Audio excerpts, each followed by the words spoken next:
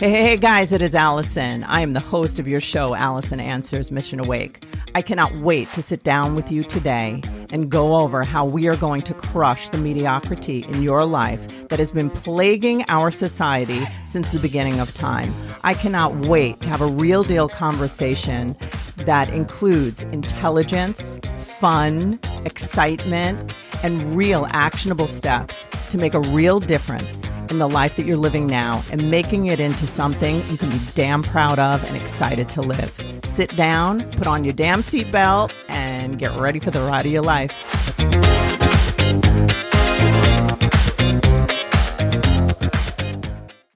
Hey guys, how are you today?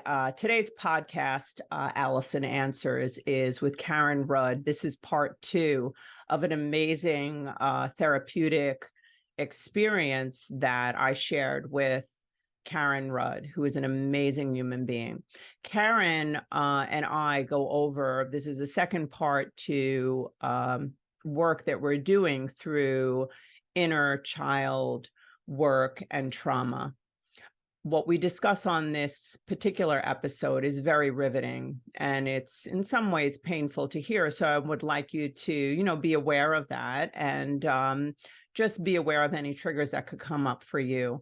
But Karen bravely and with incredible courage shares and discusses issues related to being in survival mode and what it was like to be a young child who had no direction and who experienced trauma, and what it was like to, one of the things we discuss is her having something that I call a shame attack. And what we worked on is her finding a way to focus inward instead of outward, to understand that the primary person that she needs to take care of now is the child within her, that 12-year-old who is in basically a spasm of repeated emotional experiences based on what's happening externally in her real life that is reminding her and kind of rewounding her an already there wound from her traumatic childhood. The grief and loss of her mother was a primary thing that triggered this kind of a spiral downward back into a survival mode that began when she was 12 years old. So I just would like to highlight those things and be sure that you have the framework for what you're actually listening to. Just to give you some context, my work with Karen, I have not worked with Karen. Karen, the first show that Karen came on is the first time I learned anything about her history, which I did not know.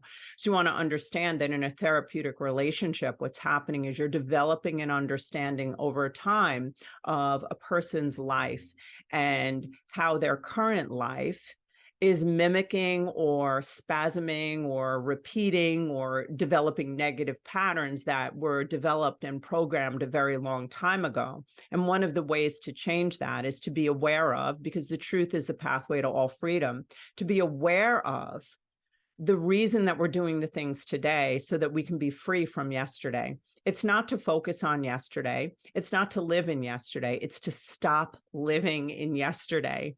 So I've been asked that question before, like, why are you focused on the past? I don't believe in that. We are living, everything today that we're living in is a byproduct of things that we've been doing even last month, or 6 months ago, or 20 years ago that we never got out of. We become addicted to the feelings that we feel the most. We repeat thoughts that we thought yesterday, and storylines and narratives and scripts with other people.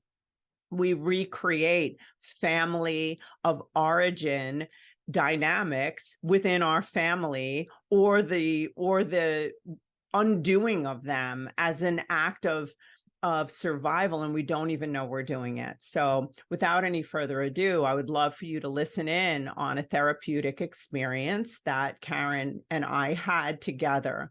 And Karen will be coming on the show again as well, because what we want to do is we want to show a way that someone can have hope. Someone can, even a very accomplished person like Karen, will be able to move through childhood issues and have the life that they want. Another very important focus in this is that I highlighted for Karen, I wanted her to see that sometimes very, very old and dark experiences resurface when we're ready for them, when we're healthy enough, when we've built enough foundational emotional structure, emotional sobriety, that now allows us to be able to feel and remember and readjust and realign old feelings that were too hard to deal with when we weren't strong enough. So sometimes when somebody gets stronger, they start to experience old crap.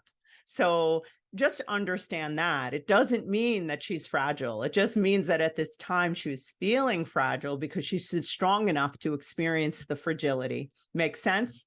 See you on the other side. It's the identification of feeling in a survival mode, and then we take you out of it because you everything that happened has already happened, and there's nothing at this moment that you need to survive. Do you know that? No, because I don't think that that's true. Okay, tell me what you need to survive. And I, without getting into Yeah. the personals about it, It's you know, okay. I have a husband, and I feel like right now, I'm very, very determined to not bring this person, this broken part of me, for one more minute into that relationship, because I just can't take it anymore. Yeah.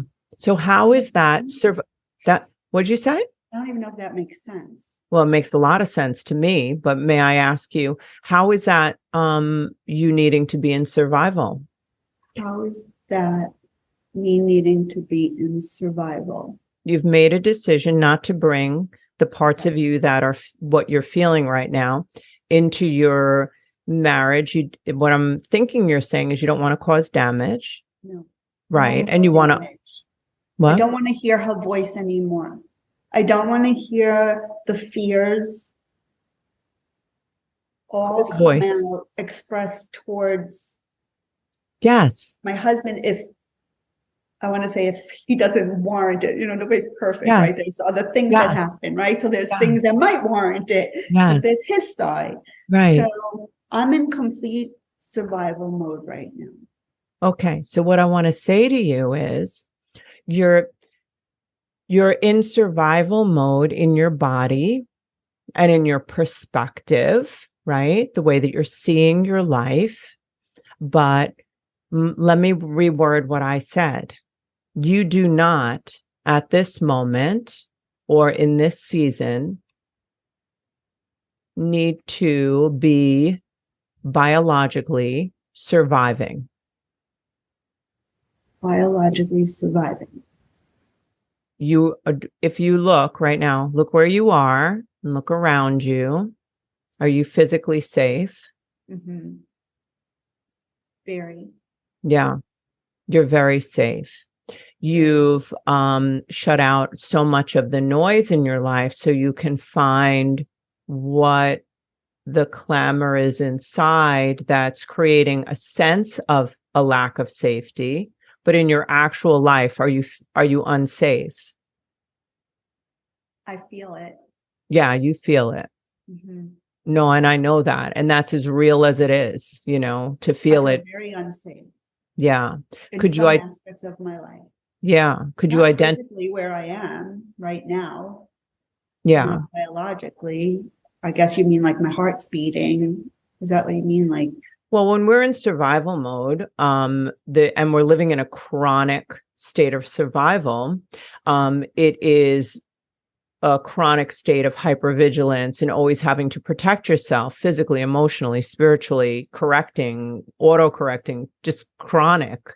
And basically it makes it very difficult to, you know, the top of our brain has to disconnect from the rest because it's very hard to live normal life when you're in that state. Right. Yeah. Yeah. So one of the things, like, so somebody might have really, really be in like a survival mode state, let's say, right, Karen, or feel terrorized on the inside because they're experiencing a younger feeling. When you're 12, you really needed to survive because you could have gotten killed. You were on the street, you were in you were also not being necessarily parented in a way that you had to always be on and protect yourself. As an adult, we really can't be abandoned. We can be left. People can leave. People cannot like us. People can be disappointed, but it will not kill us. Right? But it feels like it. So I think that what you've done is a very natural progression of moving yourself away from the crowd so that you could actually walk up to this 12-year-old, or it may be all the other little parts of you, and just let her shake and listen to her. Yeah. So what helps a child who's stuck, like you split off from yourself emotionally, right? Let me do a check on you. Tell me how you're feeling. What's going on? Like, truth, like I just kind of felt like a little, like, kind of like not sick, but kind of tired, kind of like, wow. It's just a lot. If you and I were to take in a 12-year-old or an 18-year-old who just went through all of that, what would we do? We would hold her and let her know that she's loved and significant and matters, and that we're going to be there for her and it's going to be okay. Mm-hmm. And would we let her share any of her fears? Just let her talk and just validate. Does it make sense to you why you feel everything you feel? 100%. So, you've probably heard that if you take a petri dish and you put shame in it in the dark, right? And you put it in the dark with judgment, like shame, your mom saying you're a whore, you take that and you put it in the dark with judgment, shame grows. If you take, a petri dish and you put the shame in it with light, and with a person who has gained the right to hear you share it, it dissipates by about 80%. Brene Brown did studies on that, and that's actually the study of shame. Years back, a friend asked me if I'd ever really experienced shame, and I didn't think I did. And I don't know still, even though it's called it a lot, like and I know Brene Brown's work and I listen to her, like I listen to you, and I listen a lot because I like to learn and grow. But I don't think I even really could define shame. Well, shame is, what'd you say, love? Even though, yeah, like there's so many shameful, I hear experiences, patterns. Yeah. Like, I don't know what that means when you say, do you feel shame? Because I say, well, I tell the story. I don't feel shame. It's my story. Okay. When we tell our story as a matter of fact, the story, you can split off from the emotion. When you feel out the story, when you say to me, I don't know what's happening to me, I'm scared, I'm not okay, I call that a shame attack. It's kind of like, we think another thing is, it's just fact. When you, as a child, a little girl, I know because I was neglected. So when you're a child and you have parents who are not doing the parenting things and you have to be the parent, that is where shame is born. Because there's a conclusion drawn that if these people, naturally were designed to protect and take care of me, and they're not. And now I have to do it for them. The natural experience is a sense of unworthiness. It's a sense of I'm not good enough. Why do other girls have a mom? Why do other girls get taken care of and I don't? Because it identifies us, right? Shame feels ugly, feels dirty. And, the thing is that it doesn't have to be identified as anything. We don't have to use even the word shame, right? What would be another word? It just sounds like an ugly word, shame. Like, it just sounds bad, like shame. Like, is it bad? Is it just the truth of what we feel because of a situation that we experienced? Like, so you're saying I feel shame. Like, I want to say like this, I feel defensive. I feel like I don't feel shame. I'm not ashamed. I got it. I know. So basically the word shame to you means like you should be ashamed of yourself. Well, I was told that a lot too. Well, there you go. Because to me, think about it for a minute. So if somebody says you should be ashamed of yourself and you're taught that, then the word shame means that there's something wrong with you. Mm-hmm. Right? Mm-hmm. But somebody who's experiencing shame believes that there's something wrong with them. Does that make sense? Something's wrong with me. I don't know. Do you? No, I believe something's wrong with me. Right. So when we feel like there's something wrong with us, that's a form of shame.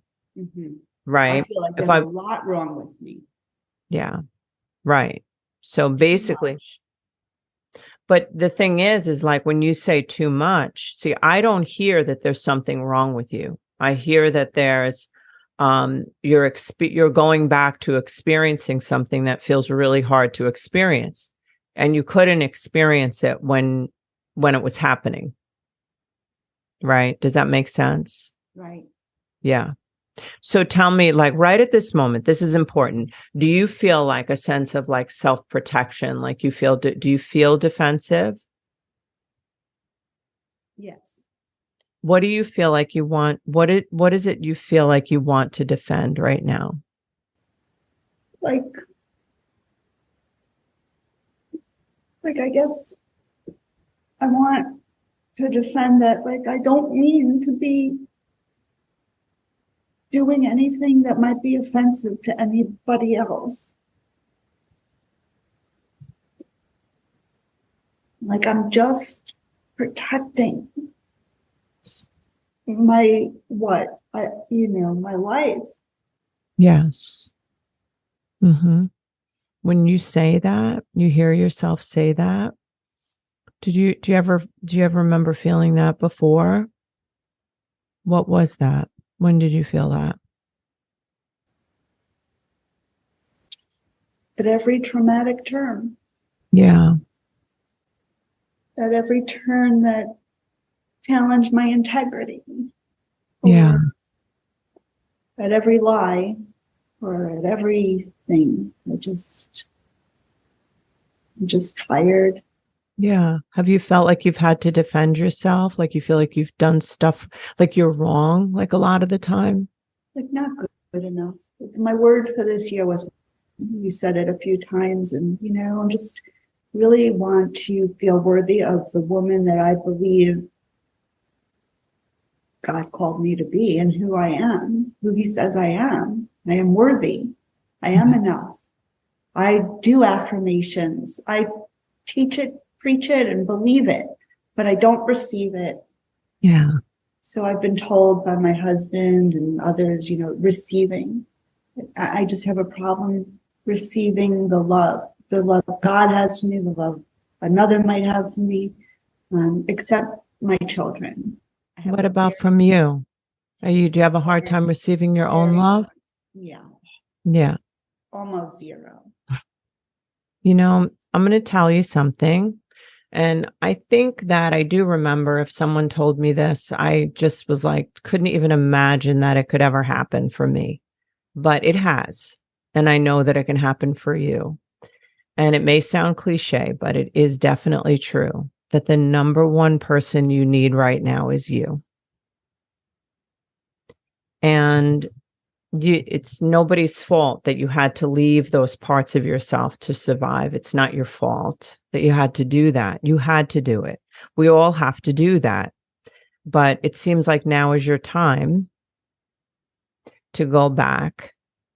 And this is the tricky part, is that the parts of you that you've had to leave, right? Because they weren't going to work, like those parts of you, it's not like we just do this. We just say, oh, I love her. She didn't know what she was doing. She was just a kid, like all the natural answers. We have to tell the real truth to ourselves. So even if there's parts of you that hates parts of you, it's good to say the truth of that, right? Did I ever have you do that assignment where you say, dear little Karen, dear big Karen? It could have been a while back. Yeah. So one of the things that is really super helpful, is this going too long for you? Are you getting tired? No, I'm just trying to think about how am I going to remember everything and be able to absorb what I need to absorb to figure out what am I doing. Okay. So what I want to say to you is that a lot of this is going to be letting go, and you can have this video, so you don't have to worry about it. But a lot of this is letting go of your being the one to save you. I think you've been doing that your whole life, right? No wonder you feel scared, right? So the thing is this, if we went to any moment in time, this is an exercise I've done with people. It really is life. I'm surprised how quickly it works. I'm still surprised, but like if we went up to a moment in time, even the day that you left your house, right? Before I do this, that's one, I want to do something else first. The day you left your house and the day that your mother died, I'm not necessarily connecting them both together, but they're both significant. So the day that your mother died and that shock to you, is there any type, the sense of your mother's death, what does that mean to you? Because she was someone, I understand that you had a different relationship with her, but how do you think your mother's death has impacted that 12-year-old part of you? Okay, so what ran through my mind first is, I was a caretaker all the way, her emotional caretaker in the end too. I became that again. And so I just feel like it was that sudden shut off of that need, like it was erased. And now I don't remember the question, but I feel like I don't know what I'm doing here. There you go. Yeah. So if your identity from the time you're a little girl was to be that for your mom, because, the circumstances taught you that, right? Emotional caretaker. And then now suddenly that role is gone. What happens to people who are, their identity is in caring for another or focusing on another's well-being above their own, what happens to them is that part of their identity isn't really fully developed. So if a lot of the identity is about caring for others, right? Like, who are you without doing that? I don't know. That's the important part. I have no idea. Yeah. Her death led to COVID, led to the fear of dying, there's just a lot of, one big ball of fear. Yeah. Have you ever not been afraid? No. Okay. Never. My mother used to put paper towels on her window with tape and lock doors and cover it with like, there's a lot of emotional damage. And I feel like I don't want to be, with everything I have inside me, I don't want to be her. And I feel so afraid that I feel like I am her. And so I just can't breathe, even thinking that I have any patterns that are like hers. But they are, even up to like thinking of patterns, the vacuum line patterns, right? The OCD, like I'm tired. I just want to tell you something, okay? Okay. I have not ever, I don't think, and I've been doing this a long time, met a woman who had a mom who had any form of a mental illness, did not fear in her later years that she would have one. And I have yet to this day not, and I've known them throughout the course of their lives, I have not seen them become mentally ill. I think it's a very, very natural thing. You know, my mother, my mirror, you know, we see our moms as a reflection of who we are. And then we spend a lot of our lives undoing them or healing them. So a lot of the helping other people is the helping of a mom who isn't well, because we cannot feel well without our moms being well. There's a state of unrest. Yes. So am I going to ever enter a state of rest? If I have anything to do with it, yes. I don't believe that this. You don't believe it's possible for you? Yeah. Well, if you were willing to spend moments of believing or imagining it, let's forget about believing, imagining it in your mind, imagining peace. Seriously, imagining it, not going anywhere to get it. What are you thinking? Not possible. Well, when you believe that I know it is. Now, I do feel like that's probably funny. Again, I always think about no, not funny. You might see this, right? Because like I know, like there's a whole story, like, oh, and I think you said it probably when you followed the sentence with not going anywhere to get it.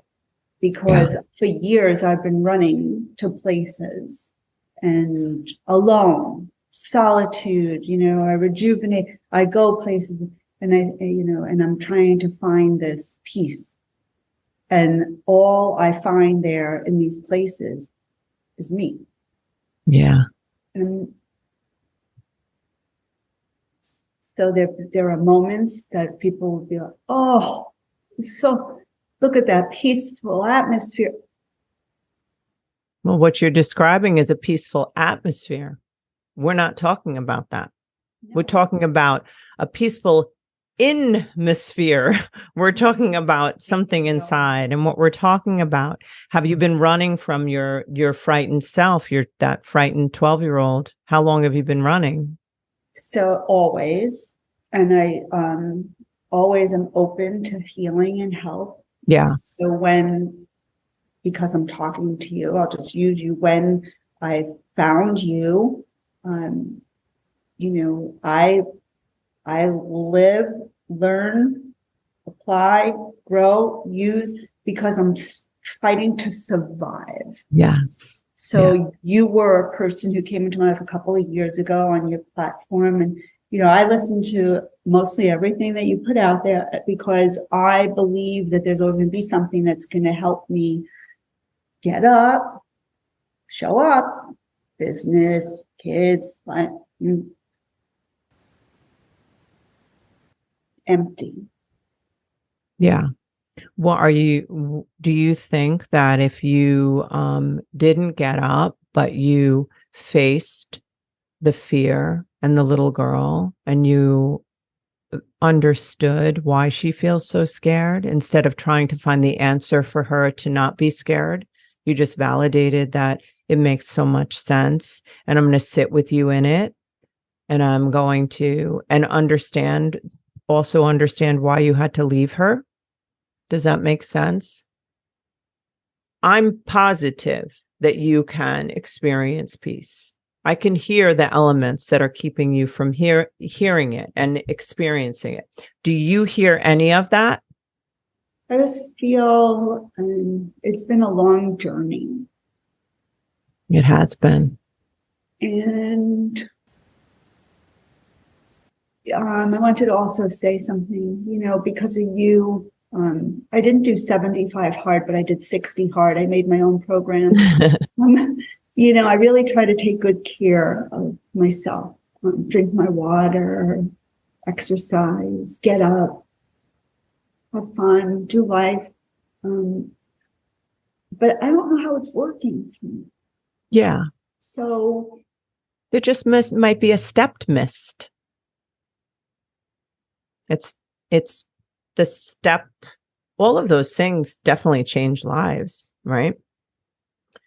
But the thing, what happens with emotion that we don't really face? It feels more and more primitive, right? So it feels like if I ever feel this feeling of fear, I might have a heart attack and die, right? Or if I face the pain, I'll never stop crying, or if I feel the anger, I'll kill someone, all of those things.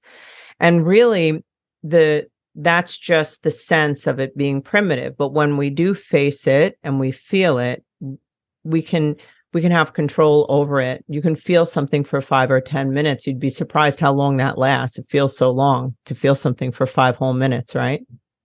To feel terror for 5 minutes feels like forever, right? And I feel like I've felt it I'm in that hypervigilant state. Yeah. But no water drinking exercise or podcasts or reading books or whatever I'm doing is taking that away. Hun, they're all outside. They're all outside. They're all outside. Okay, I'll add in counseling. Yeah, those are outside. Everything's still outside. That's okay. Those are great things. And I'm not saying they're not helping the inside, but I think that you've done so much, which is fantastic. And you've grown so much and you have so much knowledge. You can help probably anybody. But the real thing is what about the inside? Like if you were to ask the question, if you just were to let dear little Karen, if you were just let little Karen speak, what would she say to us? I'm so scared. Okay. And I don't want to do this. Mm-hmm. And I don't want to be here. Mm-hmm. And I don't like these people. And they don't feel safe. Mm-hmm. Yeah. But I have to love them. And they're my people. And I have to love them because I want to. Mm-hmm. So when you hear her say that, what do you feel toward her? I guess I'm sorry. Well, is that what you really feel? I'm sorry for her. Sorry for her. Yeah, What do you feel bad for her? Mm-hmm. She was very beaten, damaged. Yeah. Yeah. Yeah. What do you think she needs? A daughter like me. A what? A daughter like me. Wow. Wow. You heard that? Wow. And what happens to the daughter? She suffers a lot of consequences. She's a sacrifice. Do you feel like that's what you've been? A sacrifice to others? And I feel like my fists are up saying it's not happening. Yeah, good. Do you understand how powerful and good that is? No. Yeah, I know. I know it's hard. It's hard to understand that when you're in it, but basically something's happened inside of you when you've said enough is enough. Yes. Right? Yeah, you needed to. That's really good. It's that, do you understand? It's that little girl. She did do that once. She did that once. But then she went to another crowd and just, translated it right there, whatever. So basically, that ends. Today, that's over. It's just a decision. You don't have to really do anything. And you can also just sit with her. To me, what I would say to her is, I completely understand why you're scared. I think what you might do, maybe, because I know I might do that, is like, don't be scared. What are you scared of? This is crazy. There's nothing going on. Come on, just get up. Let's go do 75 hard. Let's fix this. I mean, I don't really think that's what she needs. Would you say that to a 12-year-old who is scared? Drink water, say affirmations? No. So tell me all about it. Tell me everything you're scared of. And then you say, I don't blame you for feeling scared. You don't even solve it for her. Think about just... I'd be an empath to my own self.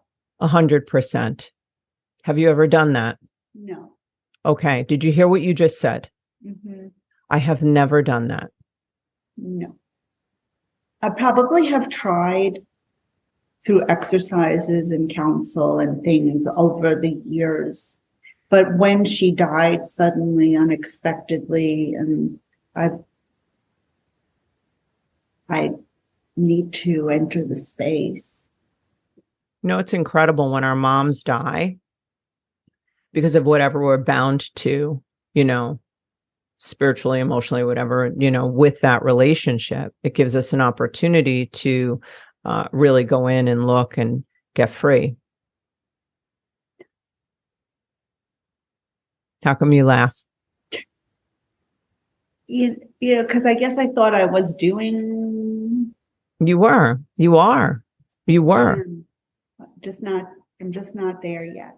But listen, do you hear what you just did? Do you hear it? What did you just do? You just criticized yourself. I guess I'm just not there yet. Yeah. Like there's something wrong with you. There's nothing wrong with you. You're on the last leg. You've sorted through all the shit to get to the heart of the matter. Do you see it? I don't feel like I'm going to use the word worthy. Yes. Not the time nor the what's ahead, just that there's other people involved in my life, like that I feel like you have to hurry. Stop blaming them. You have to what? Stop blaming them. Yeah. Well, the thing is that, you don't have to really blame anyone for anything right now. But if you feel those feelings, let's say let's say that 12-year-old wants to blame your parents for not being there or for not understanding her would you let her? Probably not. Well, how do you think that would feel for her? Not safe. No.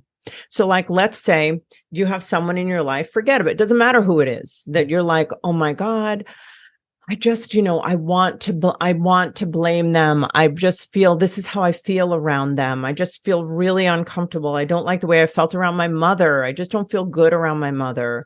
And then now we're not looking at your mother, but we're saying, listen, I get it. You don't feel comfortable. So what are the reasons you don't feel comfortable? And then you're going to want to say something about that person, right? Because they're silent. And I fill in the blanks. Because I don't feel reassured. I don't feel seen. I don't feel loved or whatever it is. And when I feel those feelings, I feel hurt, rejected, scared, right? Are you allowed to say that? Yes. But at this point, I don't know how to be with anybody except myself and my children. I love that. What do you think of that? feel like I need to apologize to everybody that doesn't even know what I'm enduring. Okay. So what are you doing wrong? Not taking care of the little girl. Well, is that doing something wrong? No. Okay. So what are you doing wrong that you have to apologize to them? I disappear, Okay. So that means that you've done something wrong? I think. Yeah. Where did you learn that? I don't know. So when people disappear, they're wrong? I don't know. They're not friends. That's not what friends do. You had to disappear to survive. Your mom disappeared, right? Your dad disappeared, I believe. Do you think that you're just undoing all of that or feeling your responsibility to undo that? Make sure it doesn't happen? I don't know. Let me ask you something, because this is what I think. I think that we should breathe. I want you to breathe. And I'm going to have you do like just a really simple thing, okay? What is it that you feel that you can do that will bring you closer to the parts of you that are really afraid, instead of leaving those parts? Do you feel like there's anything, and it's not like a doing, it could be just a being. Are you willing to make the decision to reconnect with yourself that's so scared? I think I have to. Well, you don't have to. But I think I need to. Do you want to? I do want to. Yes. Would you be willing to, just 5 minutes at a time, allow everyone else to take care of themselves? Gladly. Yeah. Without feeling guilty? Hopefully. Okay. So if I were to say, hey, I want you to let the very scared part of you, the little girl, to talk to you, just to write it out, dear big Karen, and just to talk and just say it. Doesn't matter what it is. It could be, it doesn't matter. It could be cursing. It could be spitting on the paper. It doesn't matter. And then you to write back whatever you feel. It's not that you're going to write back, oh, I love you, and all the things we're supposed to say. I'm going to take care of you. If there's a part of you that is like, oh my God, all I want you to do is stop. Just be quiet. Stop being so scared. Stop doing what you're doing. You're ruining my life. So it's little Karen saying to big Karen, dear big Karen answering the real feelings. Yes. Not what I think she needs to hear. Yeah. Yeah. So you want to go lower, you want to go deeper into what really is coming up, because it sounds to me like the survival part of you was really, really fighting the frightened part and trying to stop it and trying to find ways to know, don't be like that. Let me help this other person. Like that's been the solution, right? Yeah. As a therapist, I do know that one of the ills that we can have is that we can get very, very, very close to other people, but other people do not get very close to us. And in that process, we do not get close to ourselves unless we actively pursue doing that. Does that make sense? My pursuit is of myself. Yes. But it's the parts. I don't want to lower not being bad. It's the deeper parts of yourself that feel like you don't want to go there and you don't know what the hell to do with them. Right? 5 minutes a day. You can do that 5 minutes a day. And what will happen, let's say you answer the little girl, right? Then let her say, she might say, why did you leave me? Why wouldn't you let me be scared? Why wouldn't you let me yell at mommy and daddy? Why did you make me take care of them? You know, why did you take me in the street? You know, all of those things. Big Karen becomes responsible to answer little Karen about anything she wants to bring up. I just think it's so interesting the way you just said that. Big Karen becomes responsible to answer all the things. Like, it's like that. It's both parts of you matter.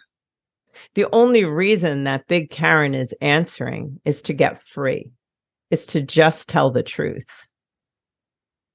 Because how do we reconcile with another human being or another part of ourselves? It's just an honest interaction, right? The honest interaction is we just allow the truth to come up, whatever it is. It could be very feeling ugly. But then as you move through, when you do that, to understand her fully and for her to understand you fully. I mean, you're older than she is, so she's not as emotionally mature. So what is to love one another. I've done this repeatedly with different parts of myself, and the back and forth over time created a love that I have for myself. Does that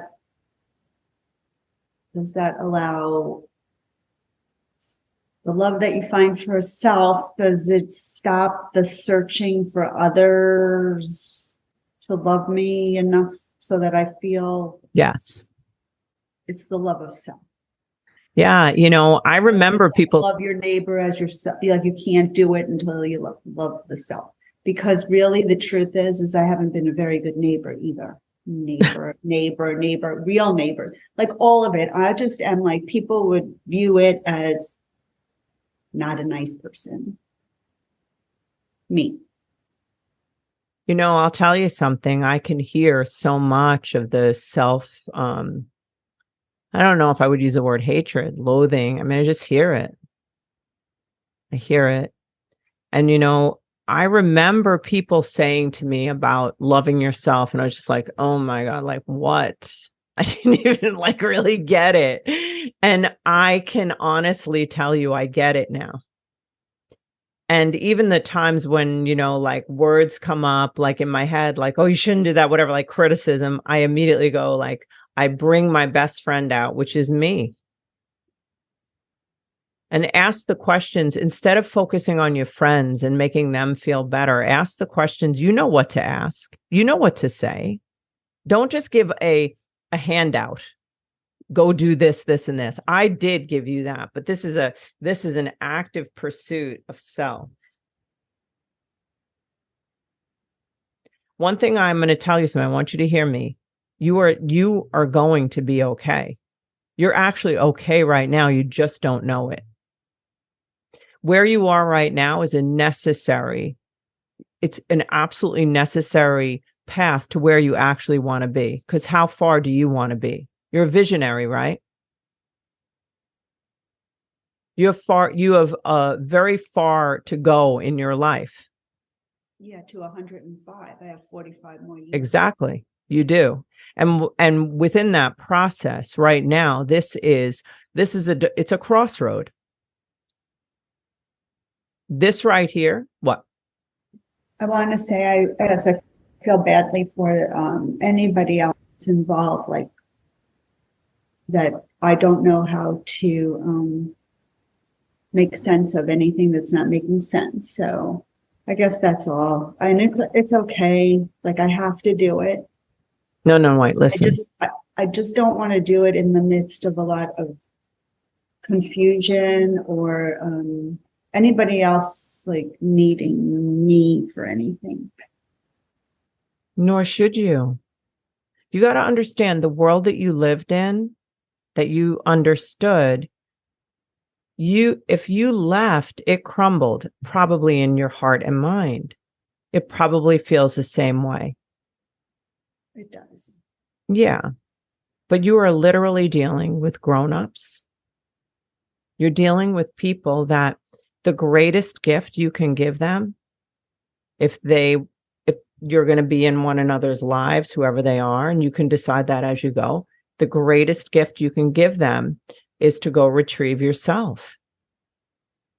I mean, how is that? All you're doing is pulling the arrow back. No, you're going in the wrong direction. No, I'm actually creating precision. I'm making a better life. That's what you're doing. You're not going backwards. You're at the next step. This is necessary. If you want to go where you want to go, you want to have a great marriage, you want to have a great life, you want to have great business, great connections. And you want to know something? Honestly, I do. You are 100% fine without all of those people. And I'm not saying you shouldn't have them. It's fine. But you, my dear, are fine exactly where you are with the close. It's like a hurt animal goes back in the cave for a while with their family. You can do that. Who gets to decide? With permission, like to self. Yes. Who is in charge? Who? Have you ever been in charge? Okay. What, tell me, what just happened? I think I am. I think I'm in of a lot of different things. Are you in charge of what you decide to do? How you decide to relate to everyone else? Are you in charge of that? I like to think so, but I don't always feel that. Are you emotionally in charge? Are you in charge of, can you be okay with your decisions if it involves other people and not what they want? Probably not without a headache or two. Okay. How about if we just start there? Those two things. Every moment, every time I have to regroup, I'm going to give myself permission to not be there for you. Mommy, I could cry right there. You're going to repeatedly give yourself permission to not be there for your mother without self-destructing. What do you think of that? It's going to be tough. It's okay. You know what? I want you to think about it for a minute. Suppose you said to yourself, it's going to be simple, and I'm going to feel it, but I'm going to experience it as a gift. I'm not going to keep calling it tough. I'm not doing that anymore. This is I've decided this. Karen has decided what she's doing. That's real. That's real. And you don't have to be in survival mode. You can just do that. You're a grown-ass woman, Karen. You do not have to do anything for anyone else right now except for you. And you've been taught, like all of us have been taught, is that if you do things for yourself, it's selfish, right? That's how I started us out at the beginning. Yes. Yes. I feel a little less selfish with permission to take care of myself and help heal some questions that little Karen might have, like, believe of me. Happiness is not a sin, because really our best self, when we become our best selves, when we love ourselves the most, we show up generously, we show up loving others, we show up with enthusiasm. We give more than ever when we're in our best place. We've been sold a lie. It's not true. If everyone was taking care of themselves, you know what this world would be like? I'm not talking about bubble baths either. It would be a world full of significant people. Yes. Feel significant. Yes. And when people feel significant, they typically do not hurt others.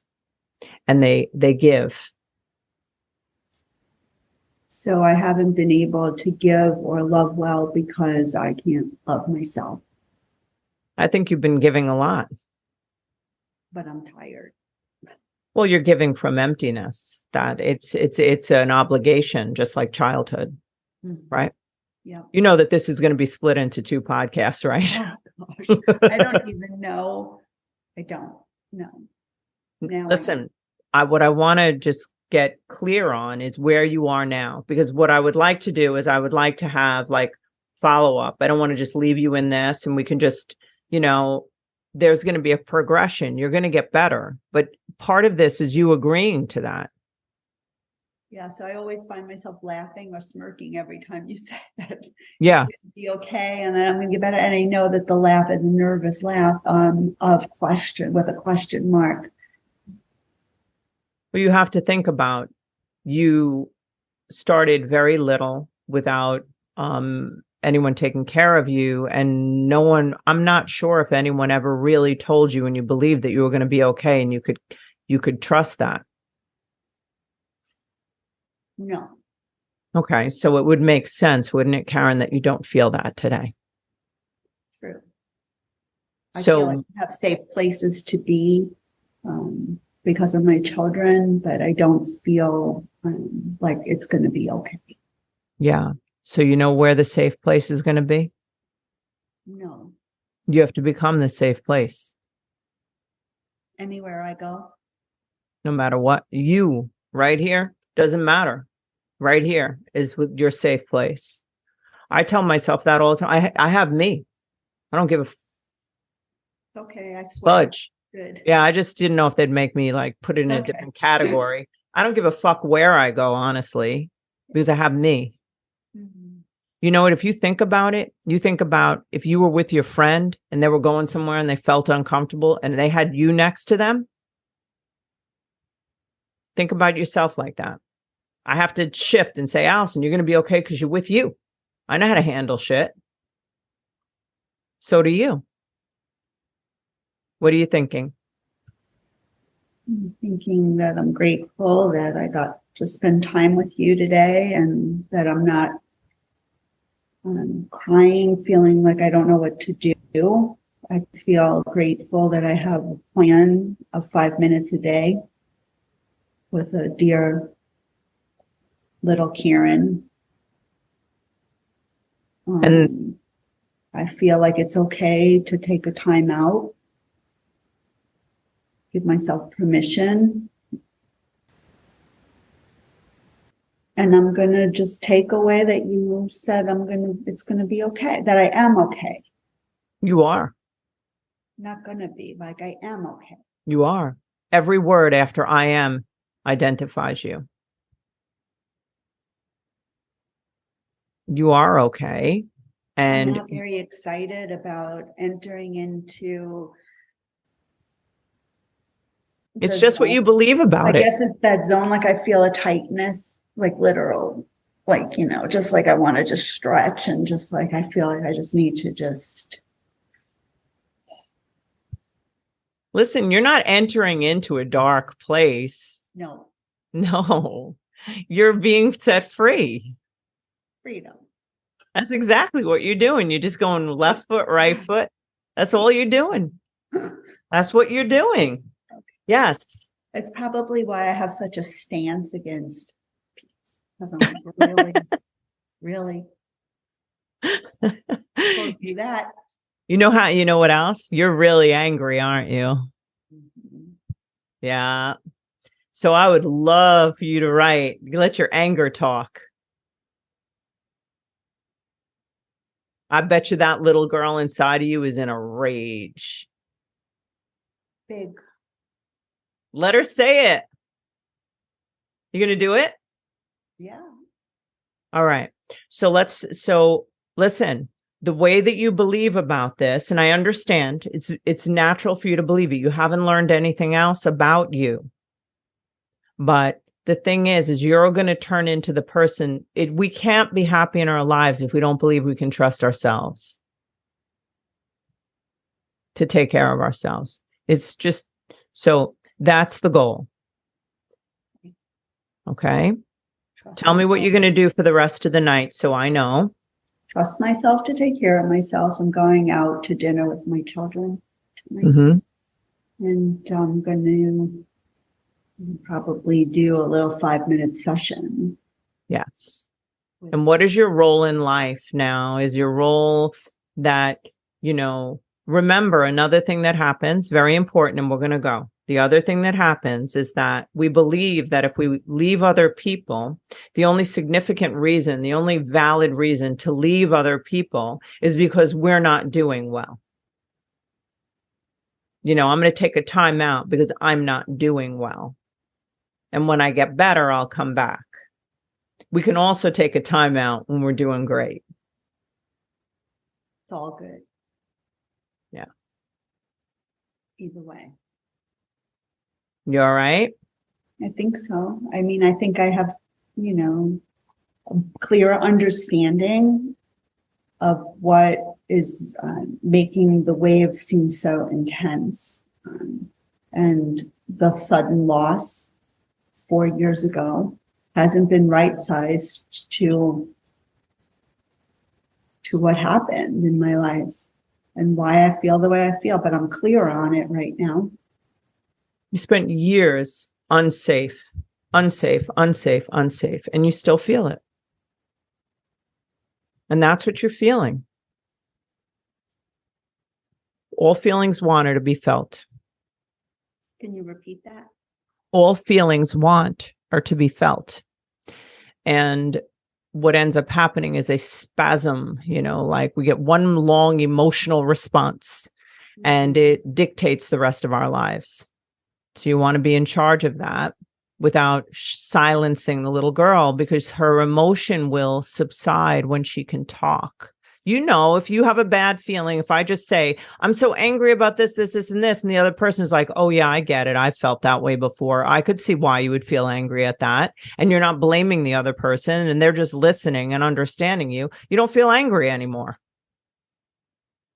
Right? You've never had an ear, someone to say, I know why you feel so alone and scared and everything, Karen, because I was not there for you and I should have been. And I understand why that was so scary. Makes you feel less angry, doesn't it? 100%. Yeah. I wish I could hug you. Thank you. You have, with many words and time, and I am very grateful.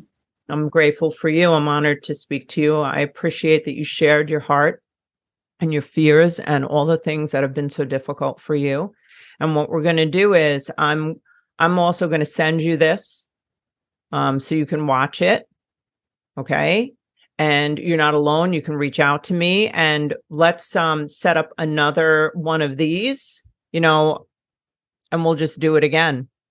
Thank you. Does that sound like a good idea? If you want to, I don't know if you want to do it again, but I would welcome the opportunity.